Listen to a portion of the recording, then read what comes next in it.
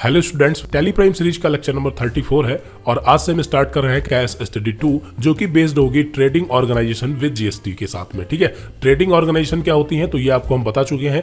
Organisation तीन तरह की होती है, एक सर्विस ऑर्गेनाइजेशन, दूसरी ट्रेडिंग ऑर्गेनाइजेशन और तीसरी मैन्युफैक्चरिंग ऑर्गेनाइजेशन। तो हमारी जो सर्विस ऑर्गेनाइजेशन होती है इसको कैसे मैनेज करना है ये हम कैश स्टडी 1 में कंप्लीट कर चुके हैं। सर्विस ऑर्गेनाइजेशन में किस तरह की एंट्री होती है और उन्हें हमें कैसे करना होता है ये पूरा कैश स्टडी 1 में हम अभी तक कंप्लीट कर चुके हैं। ठीक है, और अभी हम यहाँ पर स्टार्ट कर रहे हैं ट्रेडिंग ऑर्गेनाइजेशन जो कि आपकी होगी कैश स्टडी 2। कैश स्टडी 2 में हम ट्रेडिंग ऑर्गेनाइजेशन को मैनेज करना देखेंगे और बाकी आने वाले वीडियोस में हम मैन्युफैक्चरिंग ऑर्गेनाइजेशन को भी मैनेज करना देखेंगे। ठीक है, तो ट्रेडिंग ऑर्गेनाइजेशन में क्या होता है, ट्रेडिंग ऑर्गेनाइजेशन वो ऑर्गेनाइजेशन होती है जहां पर हम गुड्स को खरीदते और बेचते हैं। गुड्स यानी कि माल यानी कि जिस तरह का आपका बिजनेस होगा उस तरीके के आप गुड्स परचेज करेंगे और उन्हें सेल करेंगे, तो वो सारी की सारी ट्रेडिंग ऑर्गेनाइजेशन के अंतर्गत आती हैं। कहने का मतलब सीधा है कि जिस भी बिजनेस में माल को खरीदा और बेचा जाता है वो हमारी ट्रेडिंग ऑर्गेनाइजेशन होती है। क्लियर है? तो जो माल को खरीदते और बेचते हैं यानी कि जो हम माल परचेज या सेल करते हैं उसको आपको पता है गुड्स बोलते हैं। और गुड्स जो है ये अलग अलग टाइप के होते हैं। जैसे मान लेते हैं अगर आपकी इलेक्ट्रॉनिक की शॉप है, तो उसमें कितने आइटम होते हैं। ठीक है, अगर हम नॉर्मल एक छोटी सी शॉप मान ले उसमें भी 100+ आइटम होते हैं। ठीक है, और थोड़ा सा बड़ी शॉप मान ले तो वहां पर 1000+ आइटम होते हैं। अलग अलग कंपनी के अलग अलग रेट होते हैं, उनके अलग अलग साइजेस होते हैं। तो इस तरह से बहुत सारे उसमें आइटम निकलते हैं। ठीक है, तो उन आइटम को हमें मैनेज करना होता है जिसको बोलते हैं इन्वेंट्री मैनेजमेंट। ठीक है, तो वो जो इन्वेंट्री मैनेजमेंट होता है वो ट्रेडिंग ऑर्गेनाइजेशन में ही होता है। ठीक है, ट्रेडिंग ऑर्गेनाइजेशन जहां पर माल को खरीदा और बेचा जाता है उसमें हमें इन्वेंट्री मैनेज करनी होती है। ठीक है, इन्वेंट्री क्या होती है तो वो सारी चीजें अभी हम थ्योरी में देखेंगे, क्योंकि आपको याद होगा कि जो हमारे टैली प्राइम के नोट्स हैं इसमें से कैश स्टडी 1 में जितने भी रूल्स यहाँ पर यूज हुए थे उन सभी को हम कवर कर चुके हैं। अब यहाँ पर हम स्टार्ट कर रहे हैं ट्रेडिंग ऑर्गेनाइजेशन, तो इसमें हमें इन्वेंट्री मैनेजमेंट को पहले समझना होगा। तो यहाँ पर इन्वेंट्री मैनेजमेंट, फिर उसके बाद व्हाट इज टैक्स यानी जीएसटी क्या है, और उसके बाद यहाँ पर हम एक एक्सरसाइज 3 भी सॉल्व करेंगे और उसके बाद यहाँ पर हम जो है कैश स्टडी 2 की जो एक्सरसाइज है इसको स्टार्ट करेंगे। ठीक है, ये जो हमारा प्रोजेक्ट है इसको हम स्टार्ट करेंगे लगभग 2 से 3 वीडियो कंप्लीट होने के बाद में, क्योंकि 2 से 3 वीडियो में आपका inventory management and what is tax and exercise भी जो है ये सॉल्व करवा देंगे पूरा। क्लियर है? चलिए, तो यहाँ पर इन्वेंट्री मैनेजमेंट समझते हैं कि इन्वेंट्री मैनेजमेंट क्या होता है।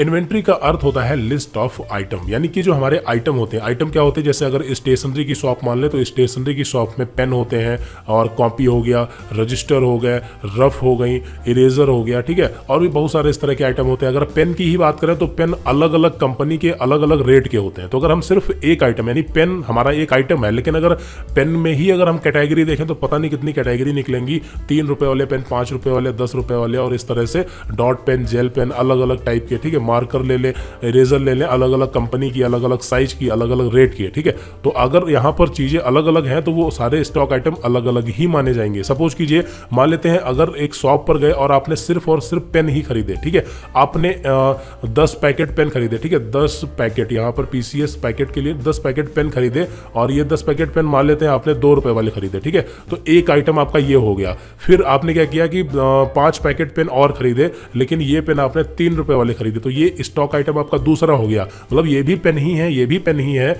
और इस तरह से दूसरे भी 5 रुपए वाले, 10 रुपए वाले या 50 रुपए तक जहां तक आप जाएंगे तो ये सारे के सारे क्या है, पेन है, लेकिन आइटम अलग अलग है। मतलब हमें इनकी जो इनका रिकॉर्ड मेंटेन करना होगा ये अलग तरीके से करना होगा। मतलब इसका हमें अलग बनाना होगा, इसका अलग बनाना होगा, और बाकी सबका जो है वो अलग अलग हमें बनाना होगा। तो इसी को बोलते हैं इन्वेंट्री मैनेज करना। ठीक है, यानी कि इन्वेंट्री मैनेजमेंट।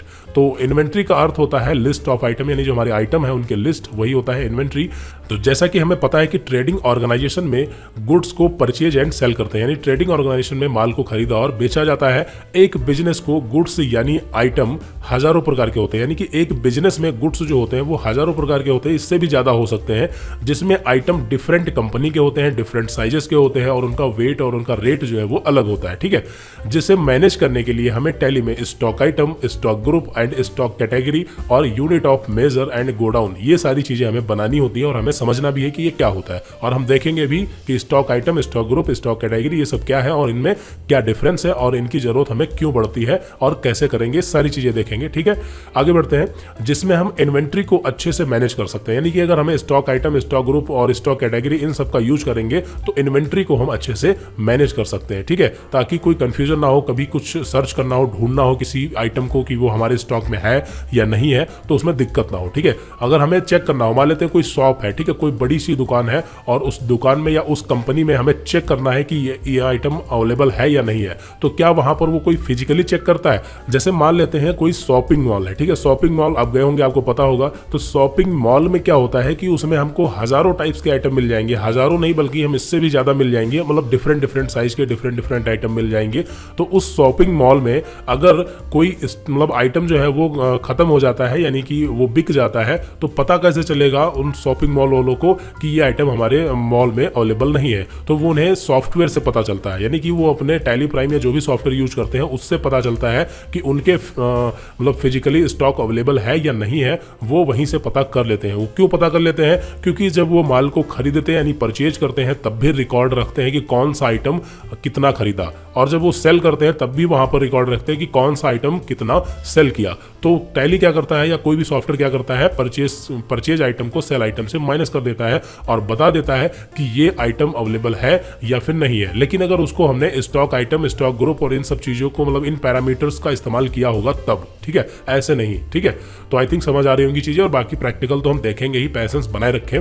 तो यहाँ पर वही चीज बताई गई है कि जिसमें हम इन्वेंट्री को अच्छे से मैनेज कर सकते हैं और समय समय पर स्टॉक समरी को डिफरेंट पैरामीटर्स पर सेट करके स्टॉक को आसानी से चेक कर सकते हैं, ठीक है।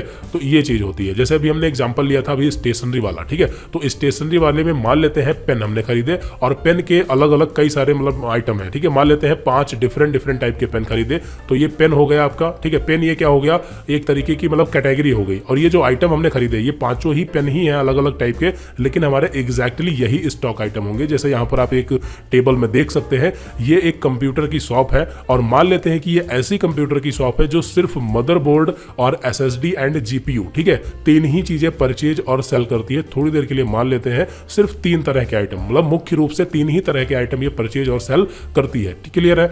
तो यहां पर अगर हम बात करें मदरबोर्ड की, तो यहां पर एमबी का मतलब मदरबोर्ड है, तो यहां पर मदरबोर्ड ये गीगाबाइट का है जिसका मॉडल नंबर है B560M, और ये भी मदरबोर्ड है लेकिन ये आसूस कंपनी का और ये ESC कंपनी का है, क्लियर है। ध्यान से समझना इस बात को, तीनों ही मदरबोर्ड है। अभी यहां पर तो 3 ही है, लेकिन अगर ये मान लेते हैं कोई ऐसी शॉप रियल में है जो सिर्फ 3 ही आइटम को परचेज और सेल करती है, तो आप सोच सकते हैं कि मदरबोर्ड में कितनी सारी स्टॉक आइटम निकलेंगे। कैसे? तो जैसे यहां पर ये मदरबोर्ड गीगाबाइट कंपनी का है B560 मॉडल, ठीक है। अब आप सिर्फ एक ही कंपनी के गीगाबाइट कंपनी के ही मदरबोर्ड ले ले, अलग अलग मॉडल नंबर के, तो अगर मॉडल चेंज होगा तो उसका प्राइस चेंज होगा, उसका रेट चेंज होगा, ठीक है। तो यहां पर वो स्टॉक आइटम एक अलग तरीके का निकलेगा। तो इस तरह से मान लेते हैं कि गीगाबाइट कंपनी के ही कम से कम 15 प्लस अलग अलग डिफरेंट पैरामीटर्स के मदरबोर्ड अवेलेबल है, यानी कि अलग अलग मॉडल नंबर के, ठीक है, जिनका रेट भी अलग अलग है। तो यहां पर सिर्फ गीगाबाइट कंपनी के ही 15 प्लस आइटम निकल करके हमारे सामने आएंगे। और इसी तरह से आसूस कंपनी के ले लें तो यहां पर भी हम 15 प्लस मान लेते हैं, और यहां पर इसी तरह से, मतलब ये तो मदरबोर्ड की बात हुई केवल। अब अगर आ जाते हैं एसएसडी में, तो एसएसडी में भी अलग अलग, अभी यहां पर हमने सिर्फ 2 ही गीगाबाइट और आसूस 2 ही कंपनी का एग्जांपल लिया है। अब कंपनियां भी बहुत सारी हैं मदरबोर्ड जो रेडी करती हैं, जैसे ESC हो गई और बहुत सारी है, मरकरी है, ठीक है, इंटेल हो गया।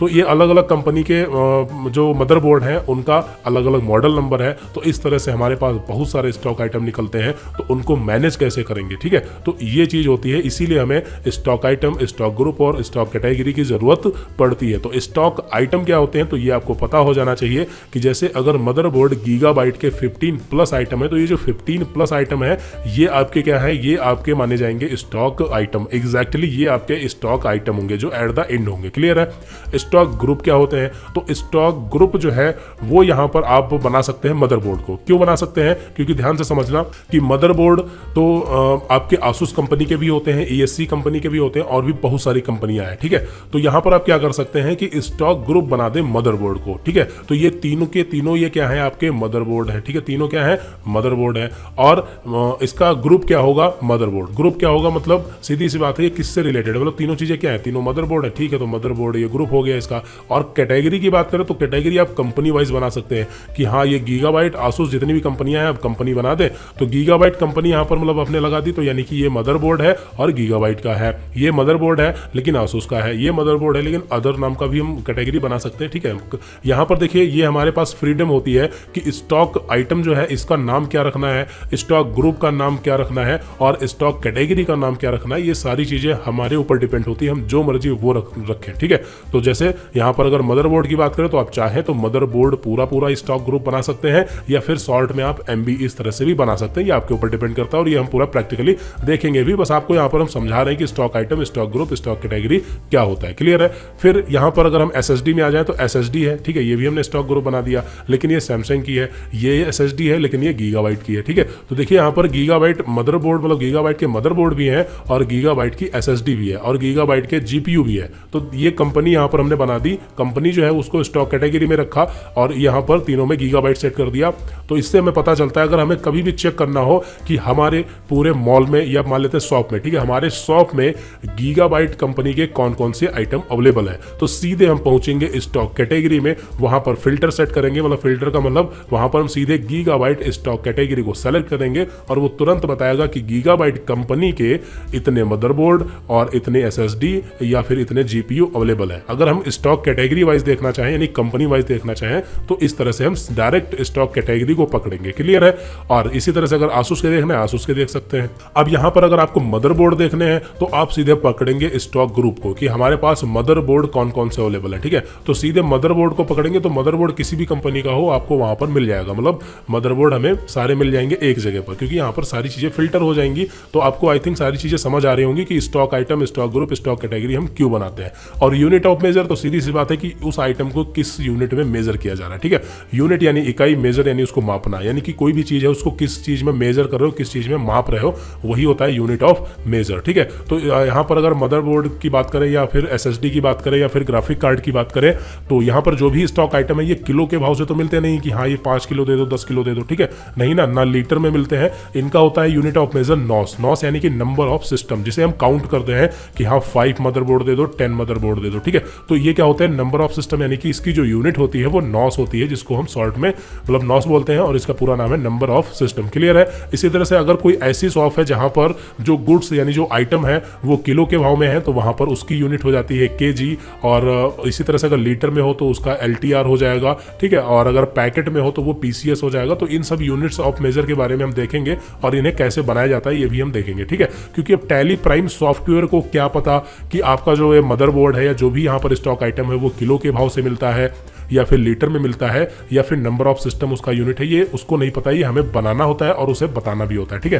तो ये सारी चीजें हम देखेंगे। तो यहाँ पर आई थिंक आपको ये इतना क्लियर हो गया होगा। अगर यहाँ पर एक और एग्जांपल हम लें स्टॉक आइटम, स्टॉक ग्रुप और यूनिट ऑफ मेजर को समझने के लिए, यानी कि स्टॉक आइटम, स्टॉक ग्रुप और स्टॉक कैटेगरी को समझने के लिए यहाँ पर एक एग्जाम्पल है। जैसे मान लेते हैं कोई कॉलेज के स्टूडेंट्स हैं, ठीक है, तो कॉलेज के स्टूडेंट्स को हमने क्या किया, ग्रुप में डिवाइड कर दिया, ठीक है। हमने क्या किया कि class 9th, class 10th, class 11th और क्लास 12th और बाकी जो और भी क्लासेस हैं हमने क्या किया, स्टूडेंट्स को क्लास वाइज जो है वो अलग कर दिया, ठीक है। तो ये जो स्टूडेंट्स हैं वो क्लास 9 के हैं और ये जो स्टूडेंट्स हैं वो क्लास 10 के हैं, क्लियर है। अब आप सोचें कि उस कॉलेज में क्या किया कि क्लास वाइज डिवाइड ही नहीं किया, सारे स्टूडेंट्स को एक ग्रुप में डाल दिया, मतलब एक ही में। तो अगर वहां पे पता करना हो कि कितने स्टूडेंट क्लास 9 के 10 के, नहीं पता कर सकते, ठीक है। अब इसको इस तरीके से समझ सकते हैं जैसे आपको एक्सेल, माइक्रोसॉफ्ट एक्सेल सॉफ्टवेयर चलाना आता होगा, ठीक है। तो एक्सेल सॉफ्टवेयर में, ठीक है, अगर मान लेते हैं हमारा कॉलेज है और स्टूडेंट्स के एडमिशन हो रहे हैं और हमने क्या किया कि एक्सेल में यहाँ पर आपको ओपन करके थोड़ा दिखा देते हैं, क्लियर हो जाएगा। तो एक्सेल में देखिए, यहाँ पर एक्सेल में हमें शीट मिलती है जहाँ पर हम स्टूडेंट का या किसी भी चीज़ का रिकॉर्ड मेंटेन कर सकते हैं, डेटा एंट्री का वर्क इसमें हम कर सकते हैं। तो यहाँ पर हमने ऊपर फील्ड बना दी, सीरियल नंबर, रोल नंबर या स्टूडेंट ID ऐसा करके कुछ, ठीक है। सीरियल नंबर हो गया, स्टूडेंट्स के नेम हो गए, फादर नेम हो गए, ठीक है। यहाँ पर हमने फील्ड बना दी, क्लियर है। तो ये हमने यहाँ पर किया। अब इसमें क्या है, यहाँ पर आगे हमने क्लास भी लगा दिया, ठीक है। यहाँ पर हमने आगे क्या किया, क्लास भी सेट कर दिया, या क्लास, चलो क्लास सेट कर दिया, ठीक है। अब यहाँ पर सीरियल नंबर या रोल नंबर मान ले 1 और स्टूडेंट्स का नेम और उसकी क्लास डाल दी, क्लियर है।